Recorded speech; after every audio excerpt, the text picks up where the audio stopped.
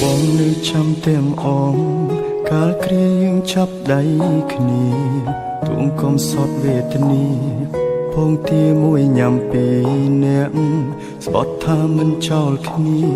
មិនអោយម្នាក់ណាបែកបាក់ឆ្លងផុត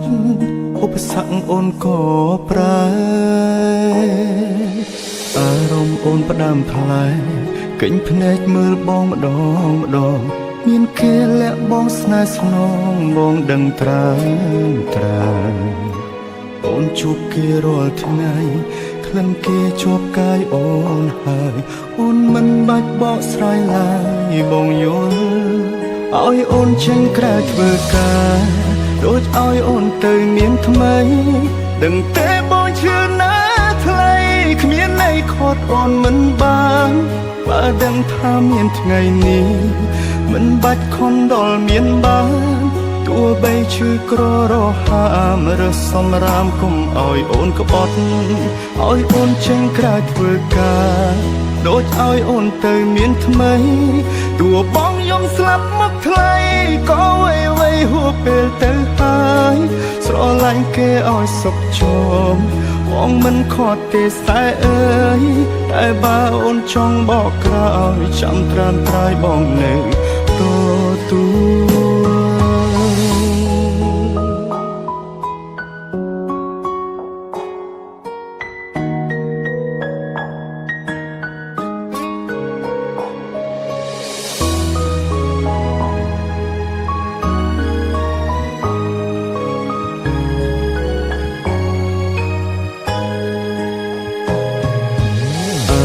អូនផ្ដាំផ្លែ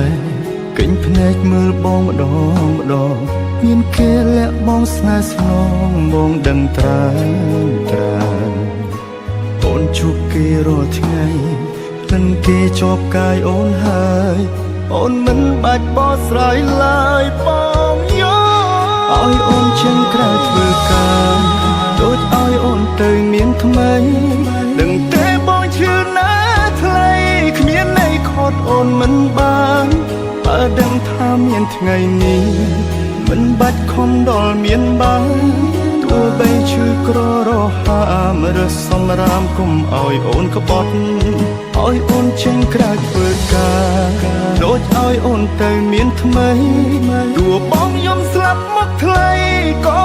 វៃហួពេលទៅហើយស្រឡាញ់គេឲ្យសុខជមបងមិនខត់ទេសែអើយតែបើអូនចង់បកក្រោយចាំត្រានត្រើយបងនៅទទួលឲ្យអូនចេញក្រៅធ្វើការដូចឲ្យអូនទៅមានថ្មីដឹងទេបងឈឺណាស់ថ្លៃគ្មានន័យខត់អូនមិនបាន